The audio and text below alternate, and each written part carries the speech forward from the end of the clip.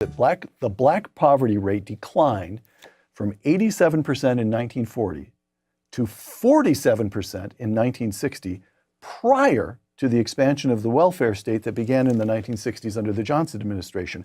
There was a far more modest decline in the poverty rate among blacks after the war on poverty began, close quote. How could that have been?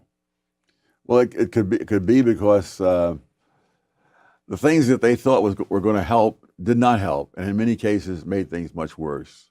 One would be the welfare state, which provide, and the other would be things like minimum wages, which just price people out of their jobs. It's amazing how that simple concept never seems to get through to so many people.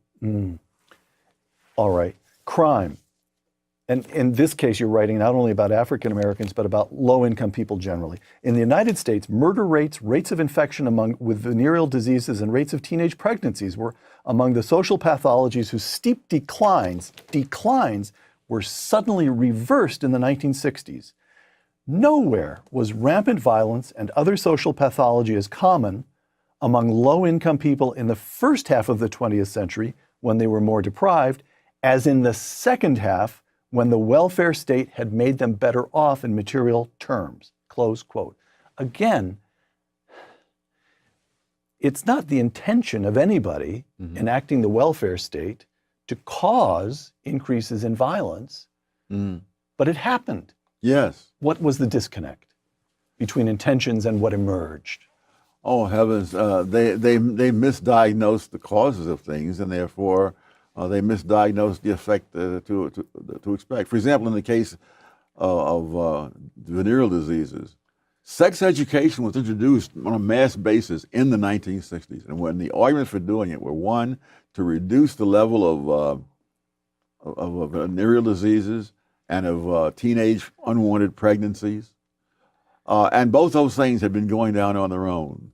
That is, and by 1960, the rate of infection for venereal diseases was something like half of what it was in 1950. And then they bring in the sex education, and it turns around and shoots up. Among blacks, the homicide rates among black males declined by 18% in the 1940s, by 22% in the 1950s, and then skyrocketed in the 1960s, wiping out all that progress. And they had a different view of the world, and their view just did not meet the test of time. One more instance of this kind of retrogression, the family. Again, discrimination and disparities. As of 1960, this one, I just find this one heartbreaking. As of 1960, 2/3 of all black American children were living with both parents. That declined over the years until only 1/3 were living with both parents in 1995. Among black families in poverty, 85% of the children had no father present, close quote. So it's not the legacy of slavery that destroys the African American family. It's the legacy of the welfare state. And by the way, we see illegitimacy rates rising among everybody. Yeah, and in other countries. And you know, the very same thing in England. And what's the mechanism? Why does the welfare state dissolve the family structure? For one thing, it makes it unnecessary for fathers to support their offspring. And in fact, it makes it counterproductive in many cases. A very poor man who might be able to support his family realizes his family will be better off without him. But on the other hand, someone who's strictly irresponsible, either the man or the woman or both, now pays no price for being irresponsible. The taxpayers pay the price. And actually the harm done to the taxpayers, which is serious, still is not comparable to the harm done to the families, especially the children. To the kids. Yeah.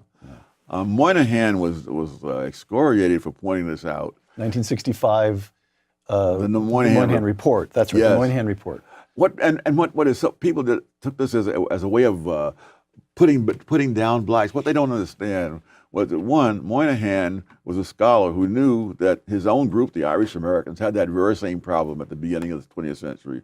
And more importantly, Moynihan's own father deserted the family when he was 10 years old. Oh, I didn't know that. He and his brother were out shining shoes in Times Square and Central Park to try to bring in a few pennies to help keep the house going.